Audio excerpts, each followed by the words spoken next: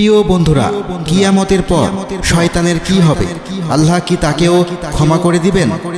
আসসালামু আলাইকুম ওয়া রাহমাতুল্লাহ।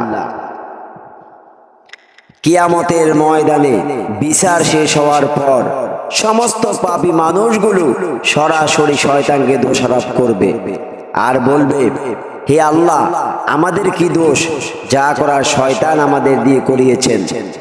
আমরা তো ইচ্ছে করে কিছু করিনি, শয়তান করিয়েছেন আমাদের দিয়ে, আপনি আজ তাকে ধরুন। ঠিক এমন সময় আল্লাহ তাআলা শয়তানকে হাসরের মাঠে হাজির করবে আর মানুষেরা স্বচক্ষে সেদিন তাকে দেখবে আর সব দোষ অপরাধের দায় শয়তানকে দিবে। এবার শয়তান বলবে, হে মানুষেরা, তোমরা আমাকে দোষারোপ কেন করো? আমি তোমাদের শুধু দোয়ার রাস্তা দেখিয়েছি, আমার এমন কোনো ক্ষমতা ছিল না আমি জোর করে তোমাদের দিয়ে গুনাহ করাবো, এমন কোনো এখতিয়ার ক্ষমতা আমার ছিল না। বরং আমি শুধু ধোঁকা দিতাম আর রাস্তা দেখাইতাম, আর তোমরা আমার কথা শুনে আল্লাহর সাথে নাফরমানি করতে। আজ আমাকে কেন দোষারোপ করেছো? আজ আমাকে কেন দোষারোপ করতেছো? বরং তোমরা নিজেরা নিজেদের দোষারোপ করো। এরপর শয়তান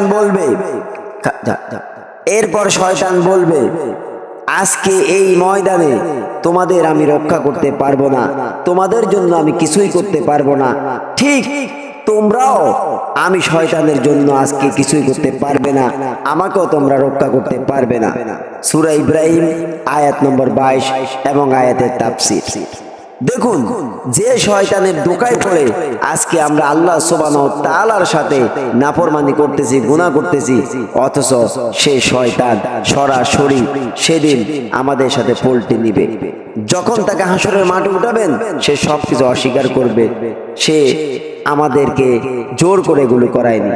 অথচ আমরা তার ধোঁকা পড়ে আল্লাহর সাথে নাফরমানি করি, আল্লাহর হুকুম লঙ্ঘন করি, আমাদের জীবনকে আমরা ধ্বংসের মুখে জাহান্নামের দিকে নিয়ে যাই।